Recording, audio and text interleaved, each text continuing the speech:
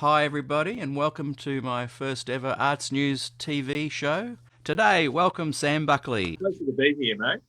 Now, Yeah. before we dig in and learn a little bit more about Sam Buckley and the music and all the stuff that you've been getting onto, I thought I would share with everyone this is the Sam Buckley I first encountered. Can you see that on the screen all right?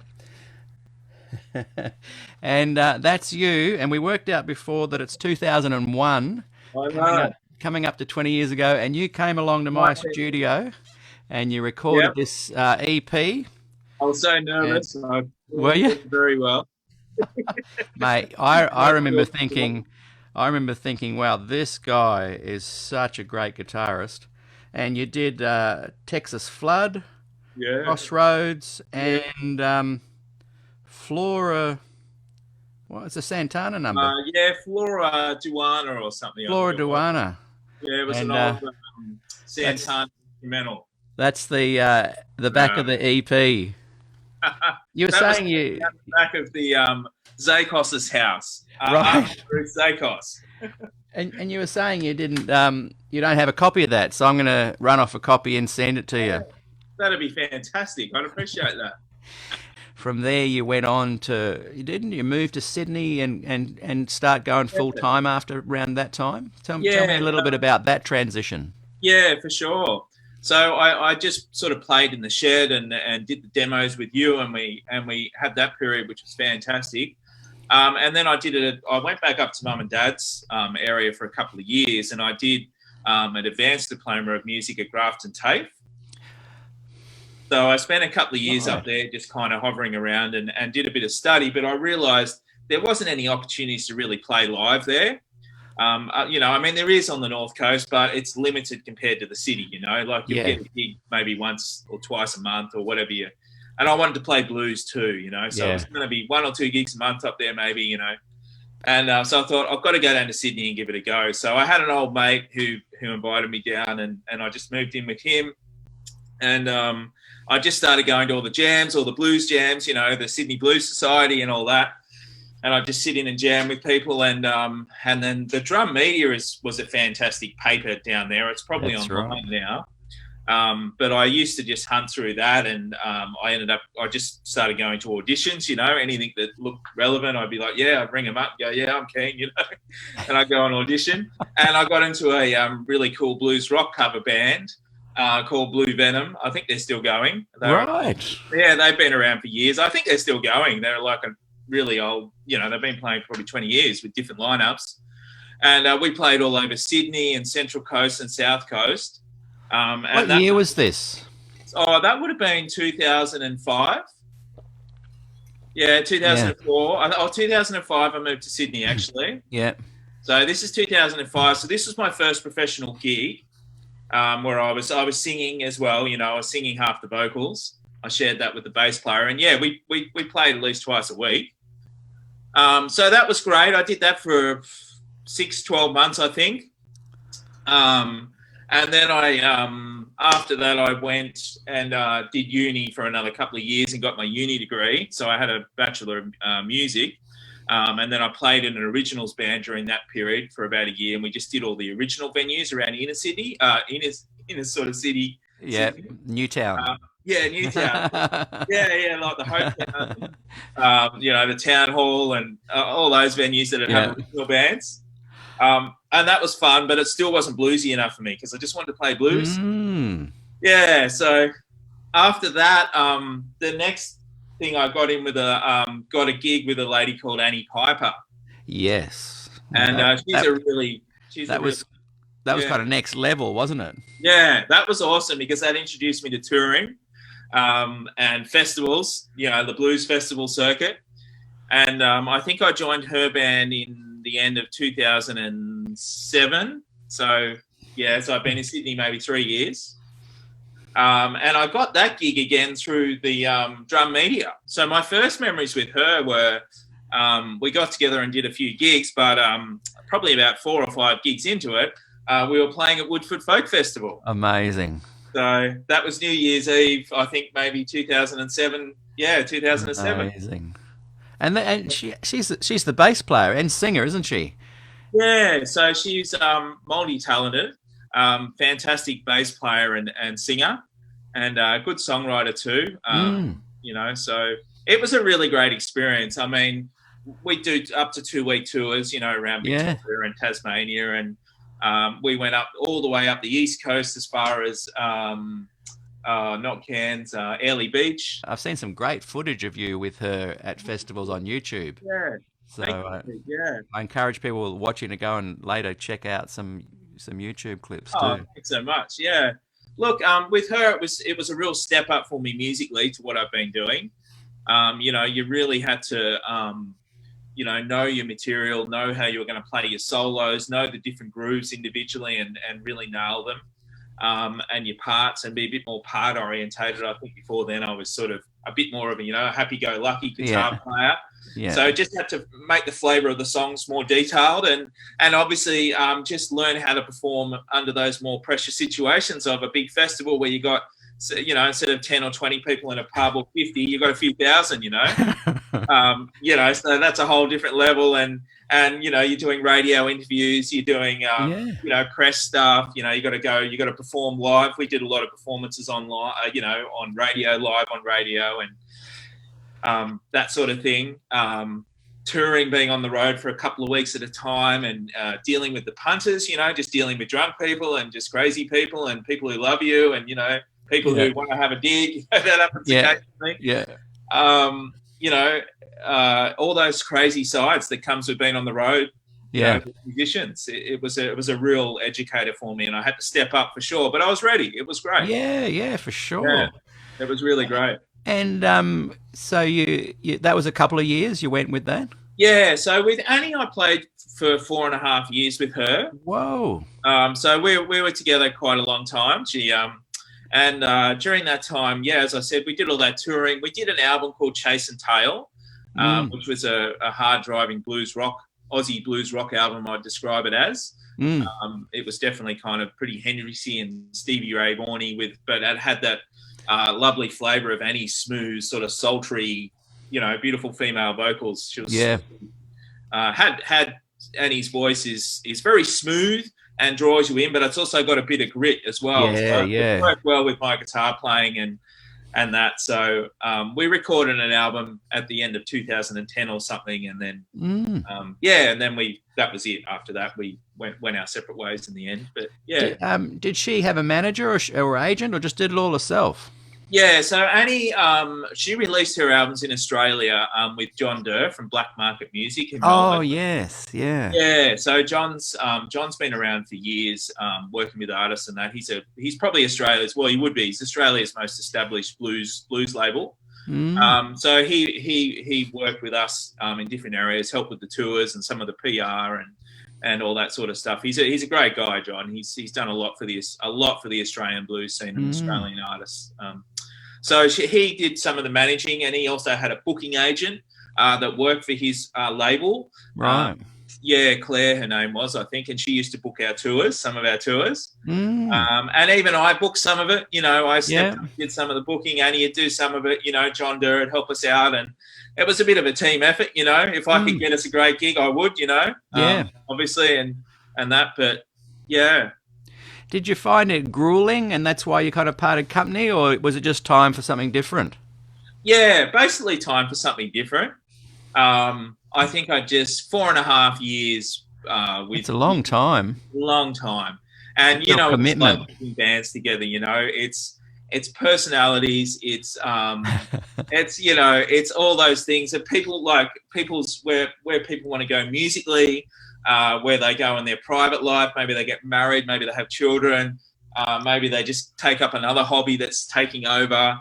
It's so hard to keep three people going in the same direction for an extended period of time, unless the band absolutely takes off. Yeah, and then there's other kind of fighting. Then I guess. Yeah, and then there's other tensions, money, and and lots of reasons to stay together. I remember reading a story or hearing an interview with members of the Little River Band, Oh and yeah, they were talking that they got so bad at fighting that they shared some of the credits for writing the songs, but they yeah, would work out the percentage of how much someone had contributed to a song. So instead of just going like two of you wrote yeah, it 50-50, one would say, well, I think I did 39.7, so I'm getting that much a percentage of the royalty for my. And human nature and being in a band, like all credit to you, mate. It's just to survive being in a band is a tough thing. Look, it's a lot of fun, and I really do love that thing of when you go away with your band on tour, you are together 24/7. Yeah, Yeah, and it's actually good to just sneak off every now and then and have a bit of time to yourself, yeah, yeah, which we've all done in my various bands. But you do get to really know each other. You get to it's a good test of actually relationships and relating, because yeah, you got to get along, and so it brings out in some ways the best in people, I think. But yeah. obviously you have a little tiff every now and then, but that's part of it. you know? I remember after you must have left the band. Sorry, something's just fallen over here. Yeah. After you'd left, before I realised you'd left, I remember sending you an email or something and saying, because I think she'd started doing some American gigs, and I'd said to you, how does she get all the gigs over there? Do you think she would share any information with me? And I Yeah. learned a very good lesson. You said, look, she might give her an email, and you gave me her email address. Yeah. And I wrote to her, and I said, look, I'm friends with Sam, and I'm interested in some advice on maybe some contacts you Yeah. could share. And Sure. and I know that's a bit of a big ask to Ah, ask someone. hey, But man. anyway, she emailed back with one word: Google. That's that's funny. And I thought, oh, what a absolute classic reply, Yeah. and good on her, like Yeah. I was being a bit cheeky to kind of pick her brain, I guess. Yeah. Yeah. For sure. So after that, what happened? Yeah. After that, after I finished up with Annie, I was actually only out of a gig. When I split up with Annie, I didn't have anything lined up. So I was like, I'm just gonna, I've made my decision on what I'm doing here, and that's what I'm doing. And I stopped, and I was like, oh, something else will come up. I sort of believed it would, and then I got a call within a week from Black Market Music in Melbourne, John Durr and Rob Dylan. Right. Yeah. So I knew those guys. They worked together. Robert B. Dylan is an engineer, and he's a very good engineer, actually, very good engineer. And he was also managing Dream Boogie, which was where I ended up going next. So those guys are a team. They kind of manage artists. John manages them, and then Rob takes care of the recording side of things, because he's got a studio and things like that, and he's an engineer and also he's a great drummer as well. So those guys phoned me. They must have found out pretty quick or something, and they were looking for a guitarist. And they just said, "Hey, man," because I was at Avondale doing my Bachelor of Teaching at the time, and I had a few months to go with that. It was about May or something, and I had to go till the end of the year. And they said, "Would you be interested in doing it?" And I said, "Yeah, absolutely." And so I drove my Ford Laser down to Melbourne and auditioned, and I spent a week with them. Just before they gave me the gig, they said, "Look, it's not just how you play. Actually, you've got to be able to fit in with us, and we've got to like you, and we're just got to see how you are for a week." Yeah, totally get that. And it's Dream Boogie, isn't it? Your voice cut out a bit. It was Dream Boogie is the band. So the next band I was in was Dream Boogie, which has only just finished up very recently. So that's like a decade's worth of. Yeah, so I was in Dream Boogie for 7.5 years, nearly 8 years. Yeah. Wow. Yeah. So tell me about those adventures. Yeah. So, I joined that band a week after I finished up with Annie, and so with those guys, wow, it was the next step really again for me. So similar style things. We were just touring. We do Tasmania, we do Victoria, we do WA, we do South Oz, we go up Queensland, all the touring sort of stuff, a lot of festivals and stuff like that. So very similar to what I was doing with Annie. But there was a lot more focus on recording and developing a sound as a unit. So we really worked hard on trying to get sort of an original kind of take on the blues. So we weren't playing like 12 bars. Yeah. On like Mississippi Hill country, but with Yeah. loops going. We had like loops that we do, and then we'd rhythmically bounce off the loops. Yeah. And then we want to kind of have parts that would rhythmically pivot off the loop. So the loop is like kind of cool hip-hoppy rhythm guitar in the middle, and then we'd be bouncing off it around it. Nice. So we spent a lot of time just working on that and developing that sound. And, so we'd spend it was nothing for us to spend 3 or 4 nights a week, every week in the studio, just recording, because Rob owned the studio. Yeah. So he'd go into his studio and just record and try things and then listen back and write things and that. So we spent a lot of time working up that sound. We spent a lot more time in that studio rehearsing and stuff than probably we did playing live, even though we played live a lot as well, Yeah. So it was a bit different to Annie, where we'd kind of just get together and play, and then rehearse when we had to do an album or something. And that group toured overseas though, didn't it? Yeah, we won the they actually, before I came along, they won the MBAS Blues competition in I think 2011. What does that stand for? So the Melbourne Blues Appreciation Society in Melbourne has a blues competition every year, and it's in every state in Australia actually, or a few of them. I think Sydney has one as well, and they're connected to the IBC, which is the International Blues Competition in Memphis, Tennessee, in America. Oh, right. Yeah, so how they work it is, if you register, you can register a blues club, and then once you're registered, you got to go through their, jump through their hoops and stuff. Yeah. Then you can send your winner, have a band competition every year, and send your winner off to compete in the International Blues Comp, where bands come from all over the world. Right. So from their blues societies that are accredited. Do you have to get work visas and stuff, or because it's part of a society that's linked to Australia and around the world, it's kind of more of a as a kind of a non-profit kind of thing? Yeah, I think because we only went over for a week or so to compete. I think we were over there 10 days. So I think we were able to just get a really temporary visa for that 10 days. Yeah. But if you wanted to stay over there and gig and tour and stuff, then you'd have to, you have to get a visa and all that sort of thing. Yeah. So how did you go with the comp over there? Yeah, it was great. I mean, we won the local one here, so that was cool. I think we went in it one year and we came runner-up, and then the next year we went in and won it. So it took us a bit of, we came close, but we just got ousted by the Three Kings, who are fantastic. Chicago-y type, really great Chicago three-piece. They ousted us and went over there, and well-deserved win, of course. They played really well. And but we won it the next year, and that was 2016 when I went over to Buckley. And it was fantastic. We went to Memphis, stayed right in the center of Memphis. Hanging out on Beale Street. We played BB King's Blues Club, did a showcase there.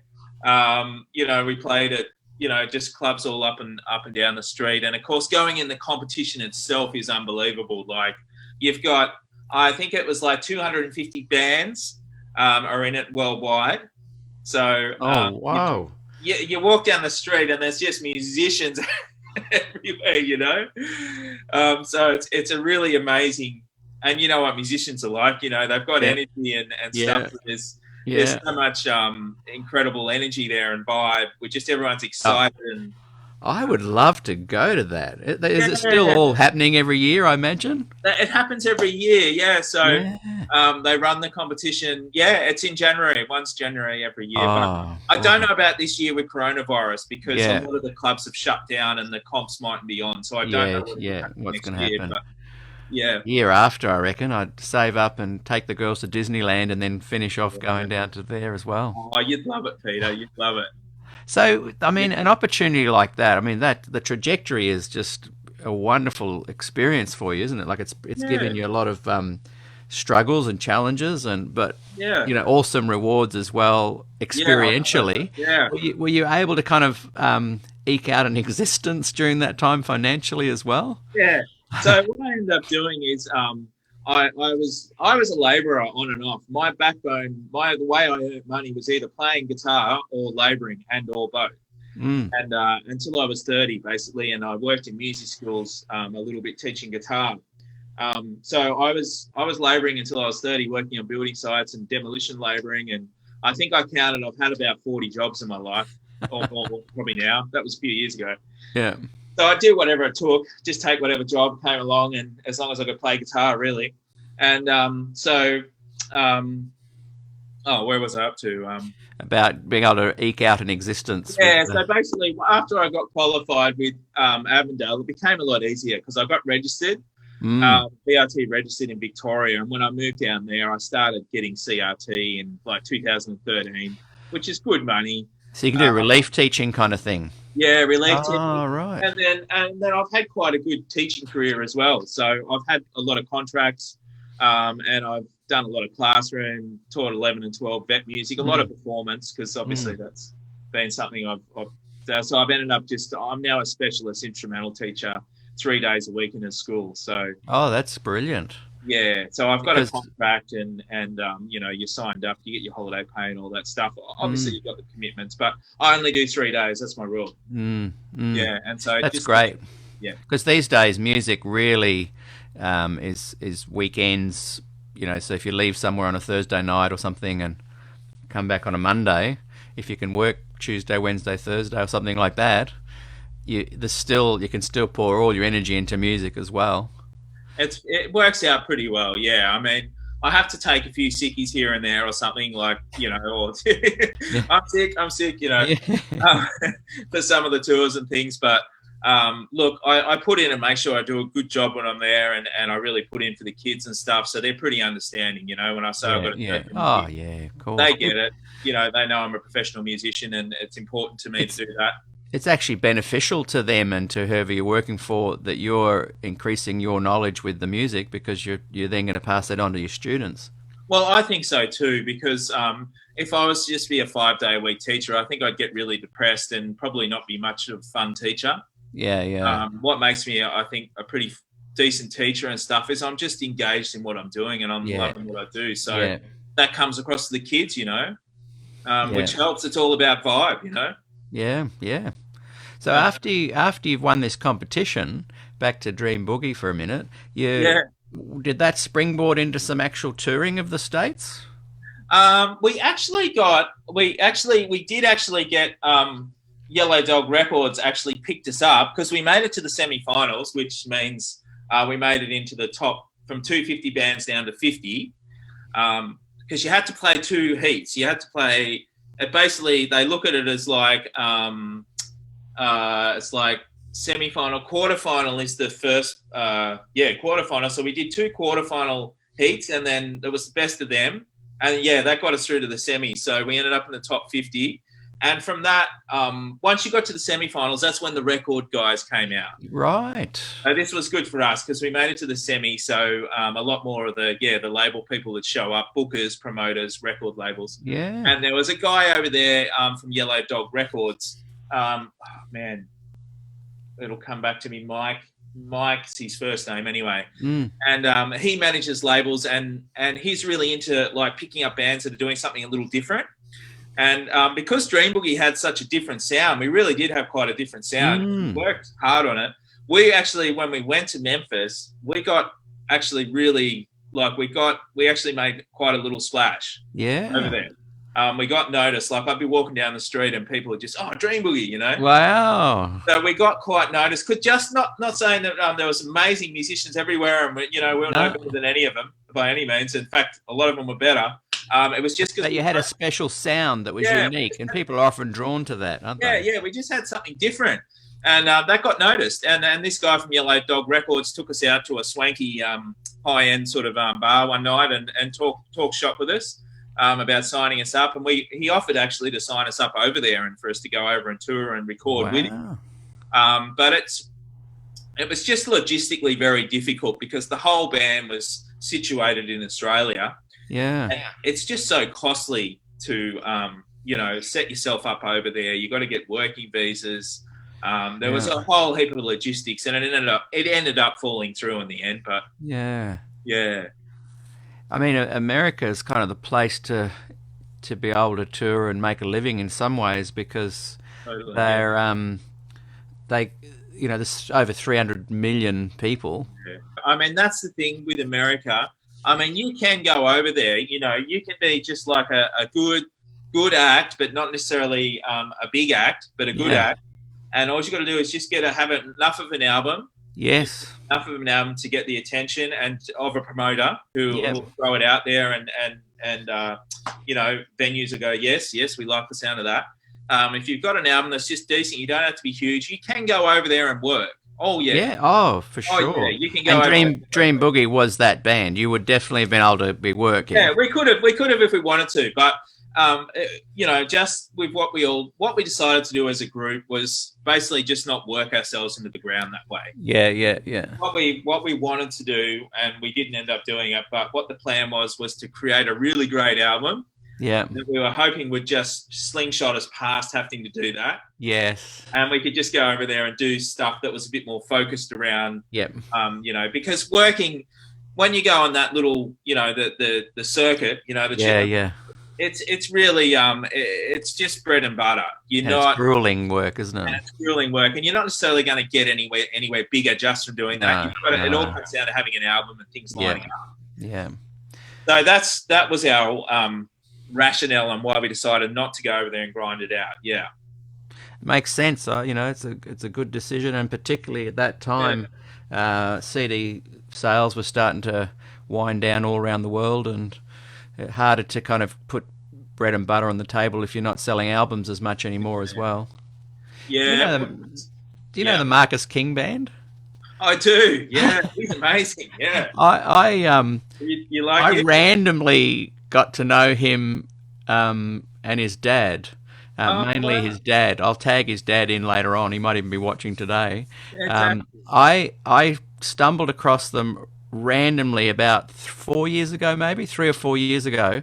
His auntie or cousin or something had started a fan group for him, and I just stumbled across one of their YouTube clips, and I thought, oh, he's a good player, and he was only like 18 maybe then or something, and so I joined the group when they only had maybe 50 members or something like that. Wow, that's awesome. And I chatted to his father Marvin just in the group, and Yeah. he sent me a couple of his albums, and I remember thinking, wow, his son was recording with them, and he was about 10 or 11, and just sounding so good, and I thought, boy, this would be interesting, and then just all of a sudden he kind of started taking off, Yeah. and but he reminded me a lot of you actually, because you've got that same kind of talent.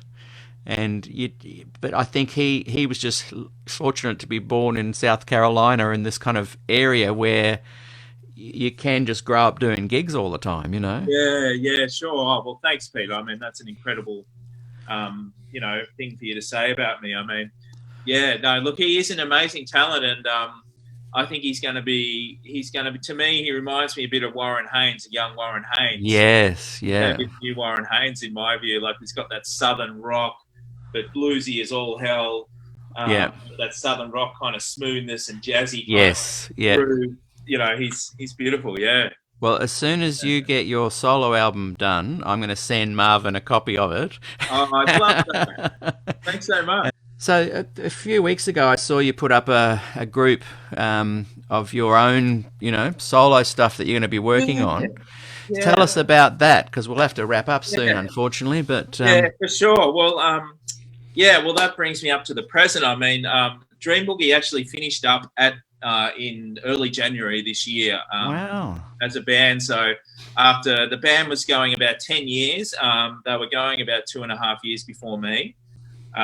So it was really sad, actually, in some ways, obviously. So yeah, it was all of us, you know, we'd all had our reasons, sort of thing, and just came to an end. Yeah, so you know, it was just basically a mutual thing, and we'd given it a really good hit, and I just think everyone needed a bit of a break, so we're just going, okay, we'll call it a break, definitely for the moment, and you know, was it a full piece? It was a 4-piece, yeah. Yeah, so we had guitar, bass, drums, and Rebecca out the front, fantastic singer and front person. So, but for me, it was cool because I've always wanted to sing and front my own band. That's like deep down, that's always what I wanted to do. But just the sort of the opportunities that are presented have put me in as a guitar player in bands. You know, they've been great opportunities and opportunities that I've wanted to take to learn and to do things. So I kind of put that aside to be able to do that. Yeah. But I have been working on my vocal on the side, you know, just singing in my bedroom. Yeah. Type thing. Good. So when Dream Boogie finished up, I was like, great, it's Sam Buckley now, you know. So that's what I'm doing. I'm just working up my own songs. I'm doing live streams every week on my Facebook page. I do them on Sunday nights. And I'm just putting myself out there and writing my own stuff and singing and playing my own material now. And the plan is to put an album out by the end of the year. So awesome. Hey, so I think I've tagged you, if I've worked out the technical stuff, in the post, so people can get in touch with you that way. But can you just later put in the comments maybe a link to a YouTube clip or something that you've done that you'd like people to catch up, and maybe in another comment a link to your group as well? Is it a page or a Facebook group? Yeah, so I've just got my personal page, and then I've set up another page in conjunction with it. Yeah, Buckley's. I loved it. Buckley's Blues. That is really good. So I'll just put to Buckley's Blues. Yeah. Yeah, just put a link to that, and then people can go and check it out. And they can also just search Dream Boogie, Annie. It's got a mental blank. Annie Piper, isn't it? Yeah. Yeah. And if they want to see some clips, I'm sure they're still floating around. Totally. I'd love that. So, mate, I just wish you all the best. I've had the best chat today, and thanks for being the first person on my Arts News TV show. Oh, you're welcome. Yes. I was stoked when you said it. I was like, great, because we hadn't caught up in so long. I thought, what am I going to do it, you know? And on Friday, my wife Barbara is going to be the person I interview. That's awesome. Because she actually writes beautiful poems, and I thought, you know what, I'm going to chat to her. She'll be in the lounge room. I'll be in the shed. That's cool. I agree. That is an awesome idea. Oh. Yeah. Hey, so thanks for taking time to chat today, and I honestly cannot wait till your album's out, and I'll send you a copy of this one. Good one, mate. I'll say bye for now. For sure, mate. We'll be in touch. See you later. See you, mate.